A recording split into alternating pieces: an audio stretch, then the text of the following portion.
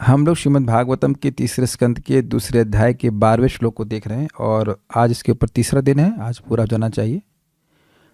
भगवान श्री हरि के विग्रह का ही वर्णन श्रील उद्धव जी कर रहे हैं।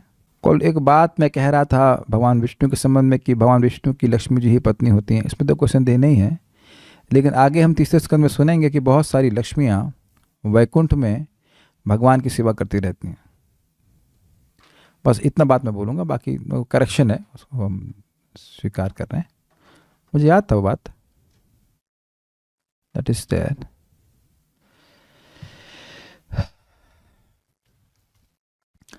तो भगवान श्री हरि का स्वरूप क्या है जिसको भगवान प्रकट करते हैं, उसका वर्णन यहाँ पे उद्धव जी दे रहे हैं। एक बात है, जब हम लोग अपने किसी भी कार्य को करने में असमर्थ होते हैं तो ऐसे व्यक्ति को सहायता पुकारते हैं, लेते हैं जो कि बहुत समर्थ हो उस कार्य को करने में। जैसे सिंपल सी बात है, अब सीढ़ी चढ़ने में असमर्थ होते हैं तो लिफ्ट को स्वीकार कर लेते हैं और उससे वही कार्य हो जाता है जो हम स्वयं करने में अशक्य हो, समर्थ ना हो। हृदय में भगवान को स्थापित हम करना चाहते हैं और तो कोई साधन है नहीं, और उसमें गुंडे और हृदय में बैठे हुए हैं, काम क्रोध आदि।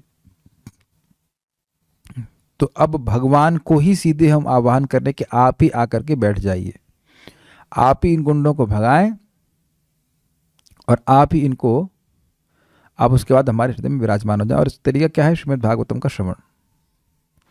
सो let's do it with some sincerity. यन्मर्त्यलीलौपैकं स्वयोगा माया बलं दर्शयता गृहीतम्। यन्मर्त्यलीलौपैकं स्वयोगा माया बलं दर्शयता गृहीतम्। विस्मापनं स्वस्य च स्वबघर्थे परं पदं भूषणभूषणाङ्गम्। विस्मापनं स्वस्य च स्वबघर्थे परं पदं भूषणभूषणाङ्गम्। यन्मर्त्यलीलौपैकं स्वयोगा मायाबलं दर्शयता गृहीतम्। यन्मर्त्यलीलौपैकं स्वयोगा मायाबलं दर्शयता गृहीतम्। विस्मापनं स्वस्य च सौमघर्धे परं पदं भूषणभूषणाङ्गम्। विस्मापनं स्वस्य च सौभगर्धे परं पदं भूषणभूषणाङ्गम्। यन्मर्त्यलीलौपैकं स्वयोगा मायाबलं दर्शयता गृहीतम्। यन्मर्त्यलीलौपैकं स्वयोगा मायाबलं दर्शयता गृहीतम्। विस्मापनं स्वस्य च सौभगर्धे परं पदं भूषणभूषणाङ्गम्। विस्मापनं स्वस्य च सौभगर्धे परं पदं भूषणभूषणाङ्गम्। यन्मर्त्यलीलौपैकम, कुछ व्याख्या कीजिए, क्या है इसका अर्थ? कर पाएंगे? मर्त्यलीला प्रदर्शित करने के लिए जो उपयुक्त देह था, स्वरूप था, वेरी गुड, वो भगवान ने स्वयोग माया बलम दर्शयता, अपनी योग माया के बल को दर्शयता, दिखाने के लिए गृहीतम मतलब स्वीकार किया, अर्थात ग्रहण किया, प्रकट किया। ठीक है, वेरी गुड। विस्मापनम स्वस्य च, स्व मतलब खुद के लिए भी, विस्मापनम वह विस्मय का कारण था, अर्थात खुद का मतलब भगवान महाविष्णु जो भगवान कृष्ण से अभिन्न है, या फिर भगवान कृष्ण के लिए भी, स्वयं के लिए भी। क्यों ऐसा? सौभाग्य परम पदम, सौभाग्य यानी सौभाग्य के, समृद्धि का परम पदम अर्थात पराकाष्ठा था। भूषण भूषणांगम, उनका जो स्वरूप था वो आभूषणों का भी आभूषण था। उनके अंग जो थे वह भूषणों के भी भूषण थे, इतने सुंदर थे, ये सब था। Okay, good. देखिए, अगर एकदम से उठा करके पूछ रहा हूं और याद आ रहा है, इसका मतलब कुछ तो समझ में आ रहा है। It's not that difficult. और संस्कृत समझने की पूरी तरह जरूरत नहीं, शब्दों को थोड़ा थोड़ा पकड़ेंगे, स्व विस्मापनम, तो अर्थ आने लगता है, हिंदी की तरह पकड़ में लगता है। बहुत एक जगह एक संस्था में लोग बोलते हैं हिंदी में बिंदी लगा दो तो संस्कृत बन जाती है। विस्मापनम, एक बिंदी दिख रही है आपको? यन्मर्त्यलीलौपैकम, ग्रहीतम तो कह रहे हैं हिंदी में बिंदी लगा दीजिए संस्कृत बन जाते हैं। ये तो खैर विनोद की बात है, बट उम्मीद है कि समझ में आ रहा होगा।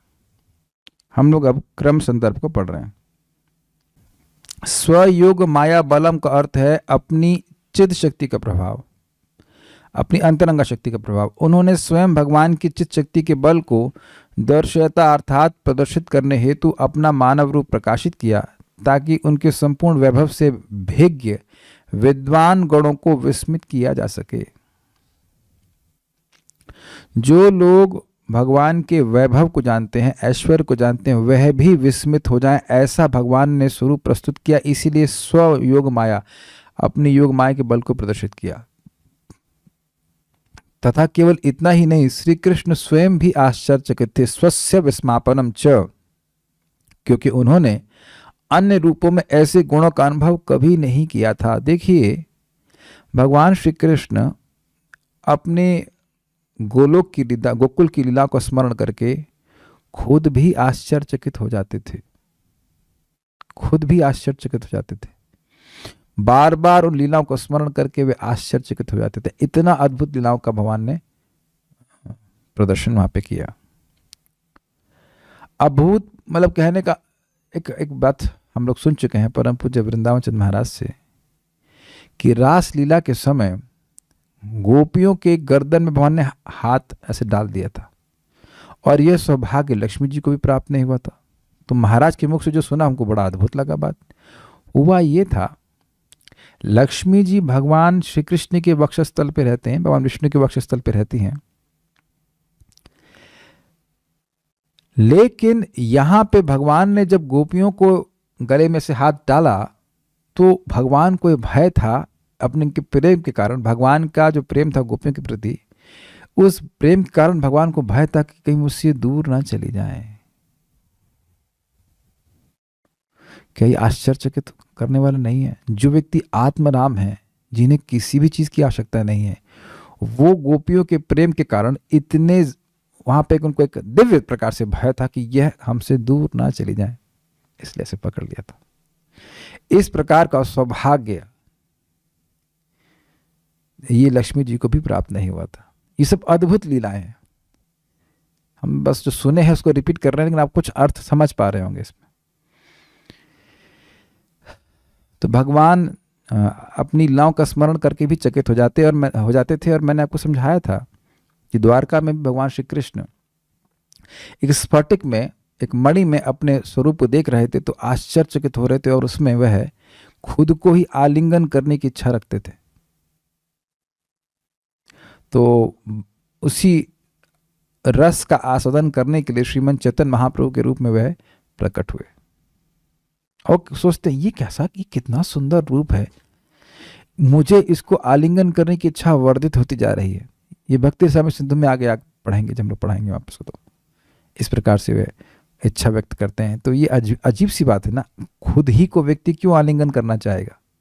लेकिन आप देखिए श्रीमन चैतन्य महाप्रभु जब जगन्नाथपुरी में पहली बार आते हैं तो जगन्नाथ जी को आलिंगन करने के लिए दौड़ पड़ते हैं, और रास्ते में ही बेहोश हो जाते हैं। वो राधा रानी के भाव में है, तो खुद को व्यक्ति आलिंगन नहीं कर सकता है, लेकिन प्रेमी को आलिंगन कर सकता है। इसलिए श्रीमती राधा रानी के भाव में भगवान श्री कृष्ण स्वयं अवतरित होते हैं।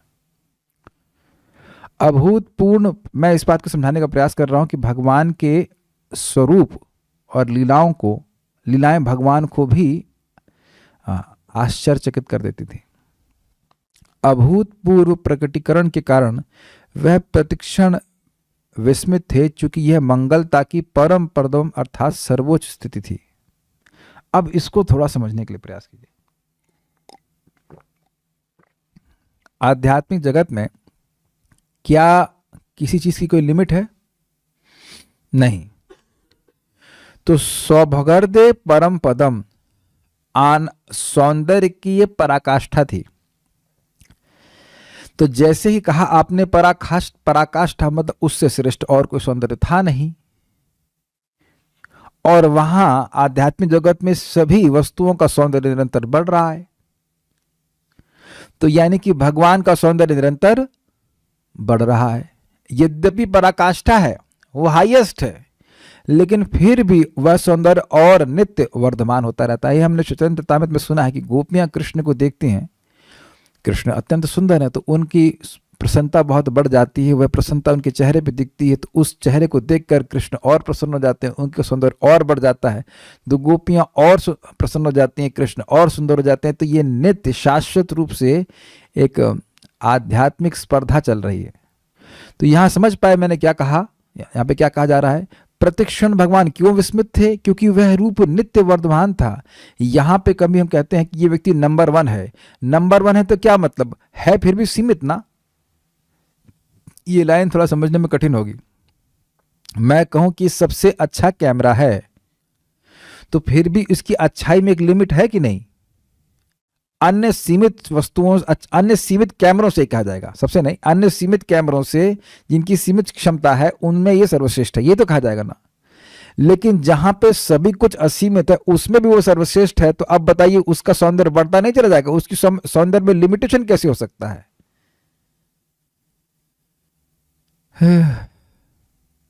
ये बात ऊपर से गई कि समझ में आई, नहीं समझ में आई। देखिए, प्रतिक्षण विस्मित होने का मतलब है कि वह और अधिक मधुर हो रहा है, और अधिक मधुर हो रहा है। अगर कोई व्यक्ति वस्तु मीठा है लेकिन वो स्टेशनरी है, इतना ही मीठा है, तो उसका प्रतिक्षण हम नहीं आस्वादन कर पाएंगे। लेकिन अगर वो और अधिक वर्धित होता जा रहा है, और अधिक मधुर होता जा रहा है, और अधिक मधुर होता जा रहा है, तो प्रतिक्षण आनंद बढ़ता जाएगा कि नहीं बढ़ता जाएगा। तो मैं यह कह रहा हूं कि ये लिखा हुआ है यहाँ पे कि सौभगर्दे परम पदम, सौभाग्य की, सौंदर्य की पराकाष्ठा थी। तो ये सौंदर्य की पराकाष्ठा कहाँ थी? आध्यात्मिक जगत के अनुसार। आध्यात्मिक जगत में कोई लिमिट नहीं है, तो ये जो पराकाष्ठा ये भी नित्य वर्धमान है। ये सौंदर्य भगवान का बढ़ता ही जा रहा है, बढ़ता ही जा रहा है, बढ़ता जा रहा है, तो ये भगवान को और विस्मित कर रहा है, और विस्मित कर रहा है, और विस्मित कर रहा है, इसलिए प्रतिक्षण विस्मित कर रहा है। सर्वोच्च, क्योंकि कठिनाई क्या है, जैसे हम कहेंगे सर्वोच्च स्थिति, तो हम वहां पे कैप लगाने का प्रयास करेंगे ना, इस बस इससे आगे नहीं। लेकिन भगवान के सौंदर्य की कोई सीमा नहीं है, भगवान के माधुर्य की कोई सीमा नहीं है। ठीक है, अब हम तो इतना ही समझा पाएंगे, उम्मीद है कि आप कुछ ग्रहण कर पा रहे हैं। उनके आभूषण सौभाग्य के हेतु हैं, इसलिए कहा है भूषण आदि, मतलब भूषण भूषणांगम। उनका सौंदर्य आभूषणों की सुंदरता को वर्धित करता है। वैसा क्यों? वह रूप मर्त लीलाओं हेतु उपयुक्त है एवं निराकार है। अतः भगवान विष्णु द्वारा यह उचित ही कहा गया कि वह कृष्ण और अर्जुन को देखने के लिए उन्हें कारण सागर में ले आए थे, तथा श्री कृष्ण भी ये कहते हैं कि भगवान महाविष्णु ने उनसे भेंट हेतु ही ब्राह्मण बालकों को चुराया था। कहने का अर्थ है कि इतने सुंदर हैं कि भगवान विष्णु भी उनको देखना चाहते हैं, तो वह अपने आभूषणों को भूषित करते, उसमें कौन सा सुंदर, आश्चर्य की बात है। यही समझ में आ रहा है। मद दर्शनार्थम ते बाला हृतास्ते न महात्मन इति, ये सब अगले पिछले श्लोक में बोला गया था कि भगवान श्री कृष्ण, हरिवंश पुराण का श्लोक है वह, उसमें अर्जुन को कहते हैं कि मेरे दर्शन के लिए ही उन बच्चों को लाया गया था, महात्मना के द्वारा, अर्थात भगवान विष्णु के द्वारा। उद्धव विदुर जी से ऐसा वर्णन करते हैं तात्पर्य प्रभुपाद जी का। वैदिक स्रोतों के अनुसार, स्रोत होता ना, स्रोत, सोर्सेस, वैदिक स्रोतों के अनुसार नित्यो नित्यानाम चेतनस चेतनानाम, भगवान भौतिक जगत में समस्त ब्रह्मांडों के भीतर के अन्य सारे जीवों की अपेक्षा अधिक उत्कृष्ट हैं। वे समस्त जीवों में प्रधान हैं। धन, बल, यश, सौंदर्य, ज्ञान अथवा त्याग के क्षेत्र में न तो कोई उनसे समकक्ष न उनसे बढ़कर है। जब भगवान कृष्ण इस ब्रह्मांड में थे तो वे मनुष्य प्रतीत होते थे, क्योंकि वे मर्त लोक की अपनी लीलाओं के लिए उपयुक्त रूप में प्रकट हुए थे। स्पष्ट है, यन मर्त लीलाओ पैकम पैकम। वे मानव समाज में अपने चतुर्भुजी वैकुंठ स्वरूप में प्रकट नहीं हुए, क्योंकि यह स्वरूप उनकी लीलाओं के उपयुक्त न होता।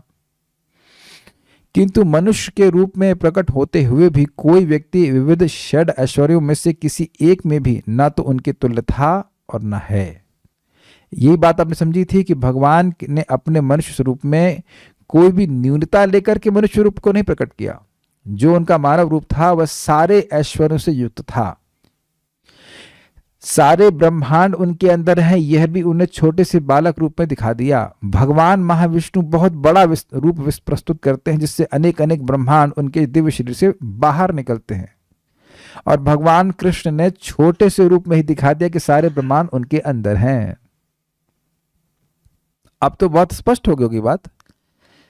क्या आप अंतर समझ पा रहे हैं, भेद समझ पा रहे हैं सब लोग? भगवान महाविष्णु सारे ब्रह्मांडों को अपने अंदर से बाहर निकाल रहे हैं, ये दिखाने के लिए कि सारे ब्रह्मांड अंदर हैं। दिखाने के लिए मतलब उससे हम समझते हैं, तो आप समझ लें कि भगवान महाविष्णु बहुत बड़े हैं। लेकिन आप जानते हैं कि माता यशोदा को भगवान कृष्ण ने अपने छोटे से रूप में ही, बाल रूप में ही सारे ब्रह्मांड अपने अंदर दिखा दिए। तो महाविष्णु का ही तो गुण है ये। वह गुण छोड़े बिना भगवान कृष्ण प्रस्तुत हो रहे हैं। Is that sinking in? भगवान ने अपने ऐश्वर्य को कम नहीं किया। इस जगत में कोई वस्तु छोटी कर दे रहे हैं तो कभी कभी कुछ चीजें छोड़ दी जाती हैं, ये चीज नहीं कर पाएगी। लेकिन भगवान के उस छोटे स्वरूप में भगवान की सारी शक्तियां निहित थी। I think okay. हर व्यक्ति इस जगत में अपने ऐश्वर्य के प्रति न्यूनाधिक गर्वित रहता है, किंतु जब भगवान कृष्ण मानव समाज में थे तो वे ब्रह्मांड में अपने समस्त समकालीन व्यक्तियों से बढ़कर थे। और अब आप यह भी विचार कर लीजिए, जो आपने सुना था कल लीला, उसके अनुसार अर्जुन कितने समर्थ थे। वह स्वयं ही ब्रह्मलोक तक जा करके एक बच्चे की छानबीन करने में समर्थ थे। ऐसे कितने महान महान लोग उस समय वहां पे होंगे, और वो सबसे श्रेष्ठ भगवान कृष्ण थे। जब भगवान की लीलाएं मनुष्य को दृष्टिगोचर होती हैं तो वे प्रकट कहलाती हैं, और जब वे दृष्टिगोचर नहीं होती तो अप्रकट कहलाती हैं। क्या मतलब है? मतलब यह है कि वह लीलाएं अभी भी चल रही हैं। जिसके पास भगवान की भक्ति होती है उसके हृदय में स्फुरित हो जाती है। आज हम सुबह भी नाम अपराध के बारे में चर्चा कर रहे थे, तो बात आई थी कि भाई नाम के बल पर पाप करना ये अपराध है। ठीक है, क्यों अपराध है? नाम को उस चीज के लिए उपयोग करना जो भगवान का नाम स्वतः कर ही देता है, यह अपराध है। कुछ आप मेरी बात समझ रहे हैं? जैसे मैंने पहले बताया था कि भाई अब कोई एटॉम बम से चूहा मारने का उपयोग करे तो यह अपराध कहा जाएगा ना। घर में चूहा आ जाए तो कहे कि हम जा रहे हैं जरा शेर को बुलाने के लिए, तो क्यों? कहे चूहे को मारना है, तो ये शेर का अपराध होगा कि नहीं? या घर में मान लीजिए छिपकली आ जाए और आप 108 डायल करें, पुलिस वालों को बुलाएं, कहें क्या होगा? कहते हैं हमारे घर में छिपकली आ गई है, तो क्या पुलिस वाला गुस्सा होगा कि नहीं? क्या उसका प्रति अपराध होगा कि नहीं? तो भगवान का नाम से पाप नष्ट होता है, इसमें कोई कठिनाई नहीं है। लेकिन भगवान के नाम को साधन के रूप में प्रयोग करना चाहिए, इन द सेंस कि भगवान का प्रेम प्राप्त करने के लिए। ये लीलाएं हमारे हृदय में स्फुरित हों, ये हमारा हृदय इस योग्य बन जाए एक दिन कि भगवान की लीला हमारे हृदय में स्फुरित होने लग जाए। इसलिए भगवान का नाम उच्चारण करना चाहिए, इस एस्पिरेशन, इस लालसा के संग करना चाहिए, तब भगवान प्रसन्न होते। कुछ मांग रहा है, इसको मांगना नहीं आया अब तक, इस बात का भगवान को मतलब एक प्रकार का खेद होता है कि इसको मांगना नहीं आता। कुछ समझ रहे होंगे मेरी बात? तो मैं सब बातें क्यों कह रहा हूं? इस हरे कृष्ण मंत्र के द्वारा ये अप्रकट लीलाएं भी एक दिन जब हम योग्य बन जाएंगे हमारे हृदय में प्रकट होंगी। श्रील प्रभुपाद संबंध में कहते हैं, जो भगवान की लीलाएं तुमने कृष्ण बुक में पढ़ी हैं और जो नहीं पढ़ी हैं वह भी तुम्हें स्फूर्त हो जाएंगी इस हरे कृष्ण मंत्र के प्रभाव के द्वारा।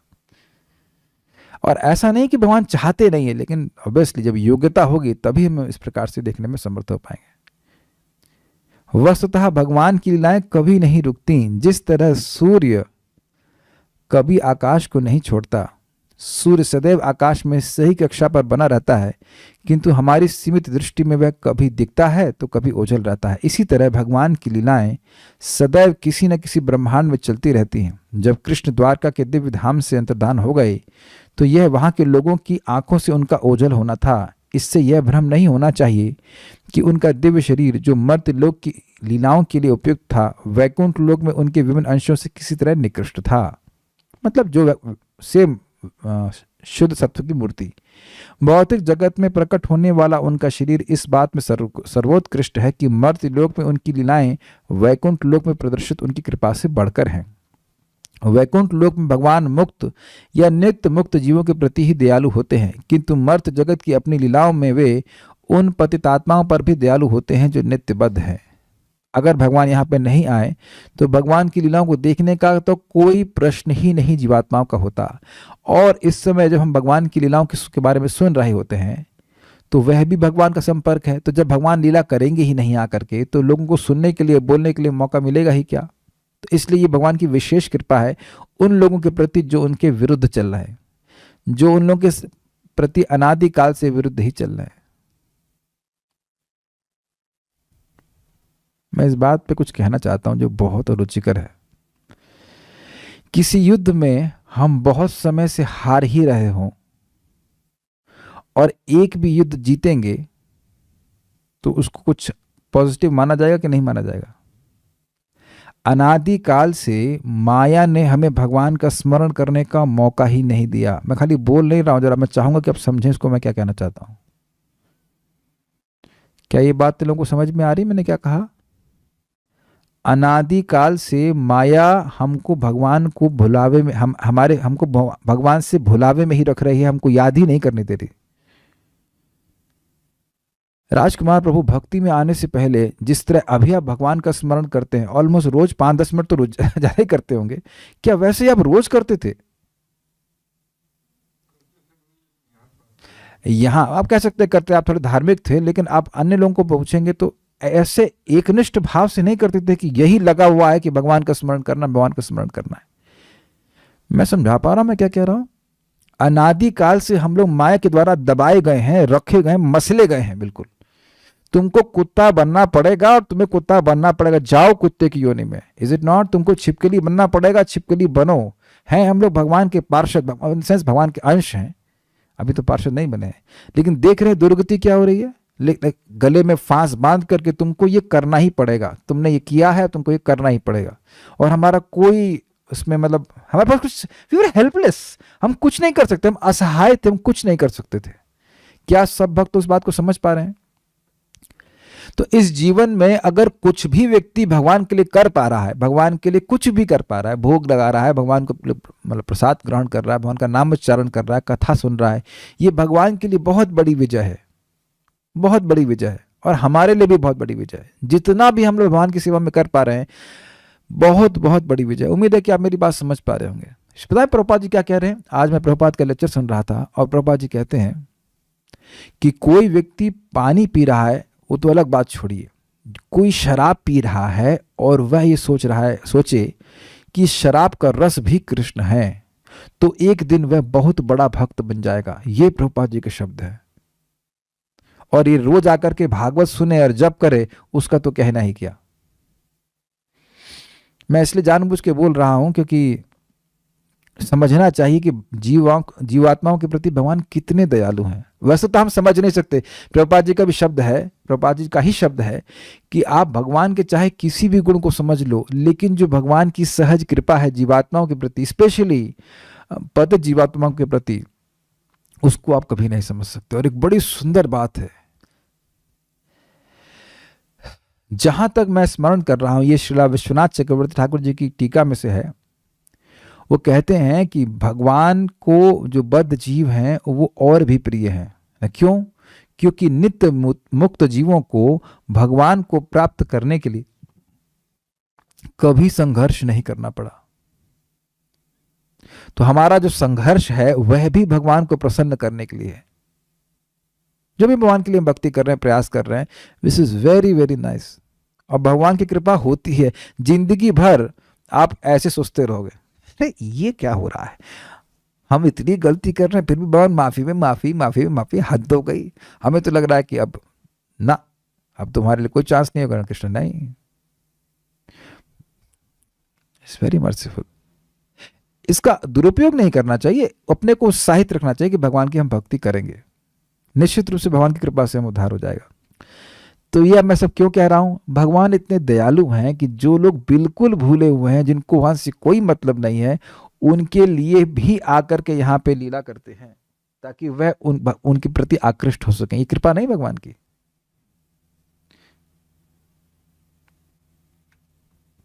ओके। मर्त्यलोक में अपनी अंतरंगा शक्ति या योग माया के द्वारा प्रदर्शित षड ऐश्वर्य वैकुंठ लोक तक में दुर्लभ है। अब बताइए, जो लीलाएं भगवान यहां करते हैं वो वैकुंठ में भी नहीं होती। मक्खन चुराने की तो लीला कभी वैकुंठ में सुनी नहीं जाती। ये क्या जा रहा है? उनकी समस्त लीलाएं किसी भौतिक शक्ति द्वारा नहीं अपितु आध्यात्मिक शक्ति द्वारा प्रदर्शित की गई थीं। वृंदावन में उनकी रासलीला की अनुपमता तथा 16,000 पत्नियों के साथ उनका गृहस्थ जीवन वैकुंठ में नारायण के लिए भी आश्चर्यजनक है और इस मर्त्यलोक के अन्य जीवों के लिए भी निश्चित रूप से ऐसा ही है। इसीलिए तो लोग आश्चर्य करते हैं, जो भौतिकतावादी व्यक्ति हैं वह भी आश्चर्य करते हैं, भाई तुम कैसे भगवान की पूजा करते हो जो 16,108 आने लगता है, तो उसको भी आश्चर्य होता है। इसीलिए तो भगवान ऐसी लीला करते हैं ताकि लोग चर्चा करें। बदनाम होंगे तो क्या नाम नहीं होगा। अगर भगवान के बारे में, एकदम विनोद में बोल रहा हूं, लेकिन भगवान के बारे में लोग कुछ तो बात करेंगे, कुछ तो बात करो। हाँ, कुछ तो कृष्ण कुछ तो बोलो, एकदम अभाव नहीं रखना चाहिए ना, कुछ तो बोलिए।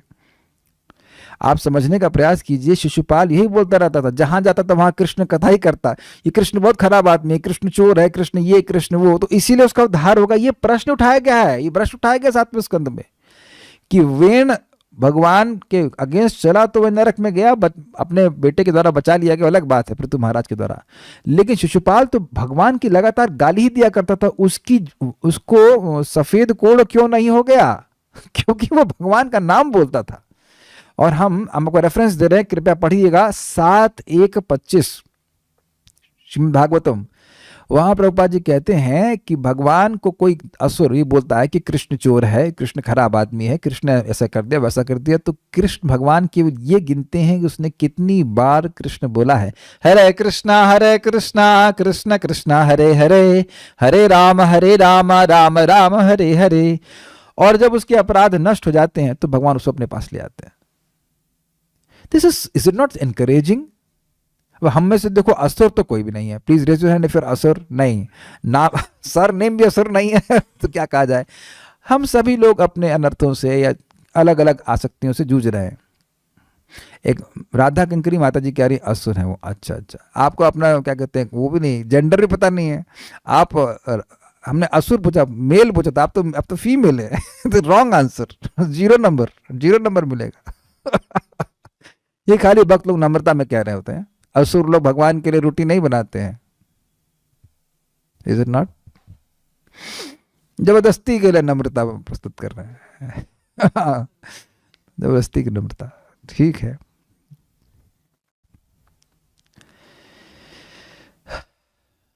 अरे भाई, आपको हम स्पेशल चीज दिखाएंगे तो आप पर अधिक कृपा कर रहे हैं ना। तो जो वैकुंठ के पार्षदों को लीला नहीं दिखाते वह बद्ध जीवों को दिखा रहे हैं, तो ये विशेष कृपा हुई कि नहीं? ठीक है। उनकी लीलाएं भगवान के अन्य अवतारों के लिए भी, यथा श्री राम, नृसिंह तथा वराह के लिए भी आश्चर्यजनक है। ये इसका कोई प्रमाण बताइए। प्रमाण आपको बताते हैं। भगवान श्री राम माता सीता के साथ थे जंगल में और वह कुछ गडरियों को देख रहे थे। गडरी समझते हैं? मतलब जो गाय चराने वाले होते हैं, वही मतलब ग्वाले। तो भगवान श्री राम उनको देख करके मुस्कुराने लगे, ग्वालों को। तो माता सीता ने पूछा, आप क्यों मुस्कुरा रहे हैं? तो कह रहे हैं कि मैं अगले अपने अवतार का, यानी कृष्ण अवतार का जो गोप रूप है उसका स्मरण करके मुस्कुरा रहा हूं। भगवान श्री राम और कृष्ण में तो कोई भेद नहीं है। तो ने कहा वो रूप कैसा है? तो भगवान ने वो अपने बाण से उस एक पत्थर पे उसको उकेरा, तो वही है जो मैं सुना हूं भक्तों से, खीर चोरा गोपीनाथ, वही है वो। उनकी सेवा माता सीता ने करी थी। तो उस स्वरूप को स्मरण करके भगवान श्री राम भी आश्चर्यचकित। आश्चर्यचकित मीन्स उनको आनंद मिल रहा है। अब नरसिंह देव के बारे में हम नहीं जानते, नरसिंह देव विस्मित हुए थे, मतलब कब हुए विस्मित नहीं पता, लेकिन भगवान श्री राम के बारे में उनको पता है। उनका ऐश्वर्य इतना सर्वोत्कृष्ट था कि उनकी लीलाओं की प्रशंसा वैकुंठ के स्वामी द्वारा भी की गई, जो स्वयं भगवान कृष्ण से भिन्न नहीं है। इसकी व्याख्या हमने कल आप लोग सामने कर दी थी। सो यहाँ पे तात्पर्य समाप्त हो रहा है। कोई प्रश्न तो है नहीं, समझ में आ गया होगा। So will stop here. Shrimad Bhagavatam की जय, श्रील प्रभुपाद की जय, निताय गौर प्रेमानंदे। तो कल अगला श्लोक देखेंगे।